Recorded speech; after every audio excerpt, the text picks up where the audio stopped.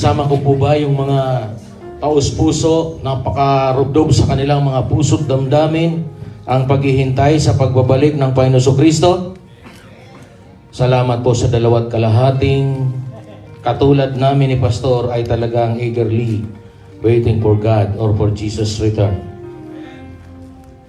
So, nais ko pong ibahagi, pero bago yan, katulad kanina, alam niyo po ako yung nag-a-assign ng mga mag-i-exhort po ng tithes and offering, ganun din po ng communion.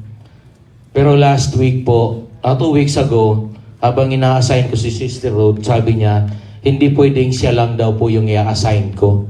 Kailangan i-assign din ako. Kasi po hindi na po naririnig po ninyo, wala kami masyado mga announcement.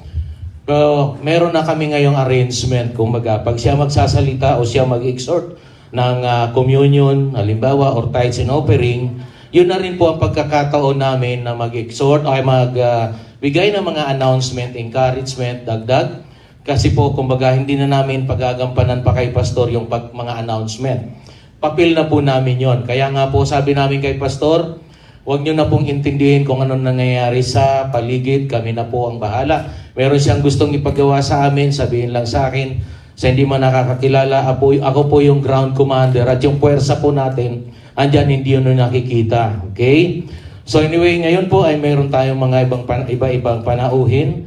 Welcome din po yung isang bunga ng pag-aking nandito rin kasama natin ngayon, yung bunga po ng aking pagmimisyon ng araw pa, yung panganay ng aking kapatid na panganay din, si Joel.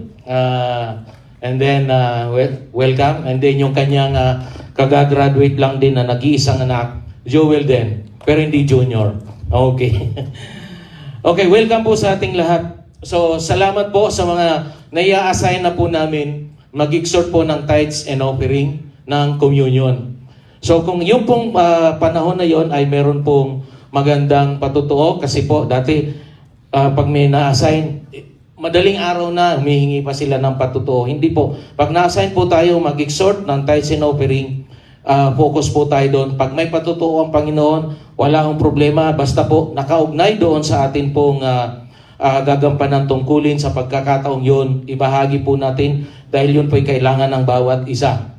Tulad po dito sa bahaging ito, basahin ko muna kung makikita natin kung may kaugnayan yung mga nangyayari at nagaganap sa isang senior citizen na rin sa harapan ninyo.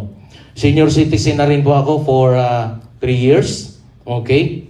Pero sabi nga, hindi halata, wala sa mukha. Yun po ay isang sekreto sa Home of the Lord Christian Assembly. Kahit senior ka na, hindi halata, wala sa mukha, sapagkat hindi natin nilalagay sa edad natin sa mukha natin ang ating edad. Di po ba? Sipin mo, kada harap ka sa isang tao, sasabihin, Sister Pat, 60 ka na pala. Bakit? Nakikita sa mukha. Huwag niya ipakita sa mukha. Okay? And then, ito po, ang tinapay at saro ng pagpapala at tagumpay. Di ba? The bread and cup of blessings and victory. So, yan po ang natin. In English nila, tatagalugin ko. Verse 13, 1 Corinthians chapter 10, verse 13, 15 to 17 or 17. Wala pang pagsubok na dumating sa inyo na di dinanas ng lahat ng tao.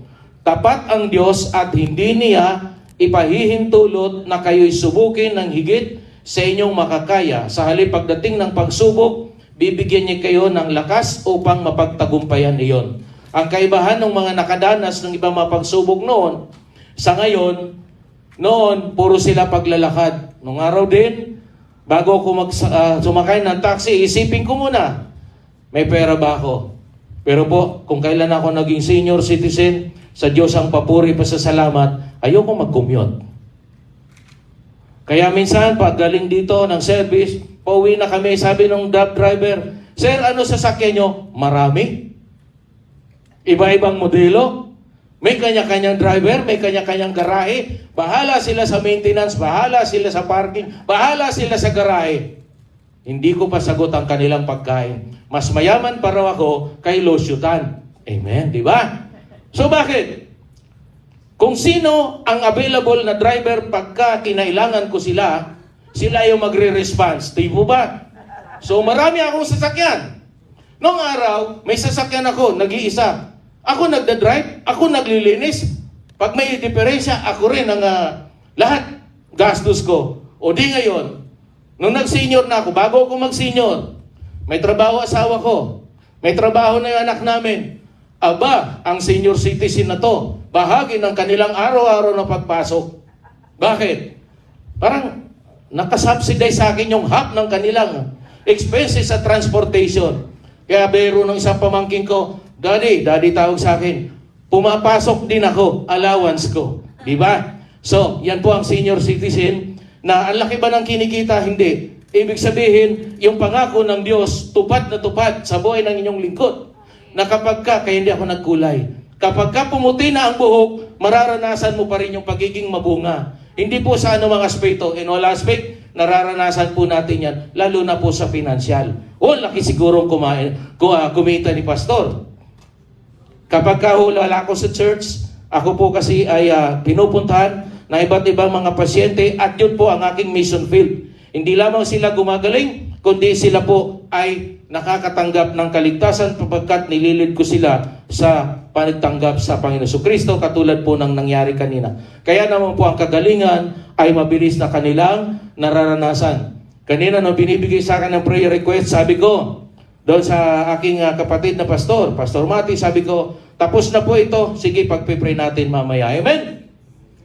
Ganito, verse 15, ganito ang sinasabi ko sa inyo, sapagkat kayo'y matatalino, kayo na ang humatol. Hindi ba't ang pag-inom natin sa saro ng pagpapala ng ating ipinagpapasalamat ay pakikibahagi sa dugo ni Kristo? At ang pagkain natin ng tinapay na ating pinagpipira-piraso ay pakikibahagi naman sa kanyang katawan. Kaya nga yamang isa lamang ang tinapay, tayo'y iisang katawan, bagamat marami sapagkat nakikibahagi tayo sa iisang tinapay. Lahat po ba ay meron na ng communion element? Okay, so prepare po natin ang tinapay. Tayo po ay mananalangin. Dakilang Diyos, salamat po na bahagi, Panginoon, ng aming marubdob na paghihintay sa iyong pagbabalik, Panginoon Kristo. Ginagawa po namin ang mga bagay na nais mong gawin namin at ito'y mga nakalulugod sa iyo. Sa sandaling ito, Panginoon, tinataas po namin ang tinapay na kumakatawan. Sa iyo po, Panginoon, katawan ay pinagkaloob mo, Panginoon, ito'y sinaktan, sinugatan, anupat sa pamamagitan ng mga latay na tinanggap mo. Lahat ng uri ng sakit, karamdaman, kahirapan, kahinaan, Panginoon, ay kinuha mo na po, Panginoon. Kaya kami, sa pagtanggap namin nito, Panginoon, na may pananalig at pananampalataya, sa ngalan ng Ama, Anak at Espiritu Santo, Panginoon, magaganap po sa amin ang dahilan kung bakit nagpakasakit ka para sa amin. In Jesus' name, Amen. Tanggapin po natin.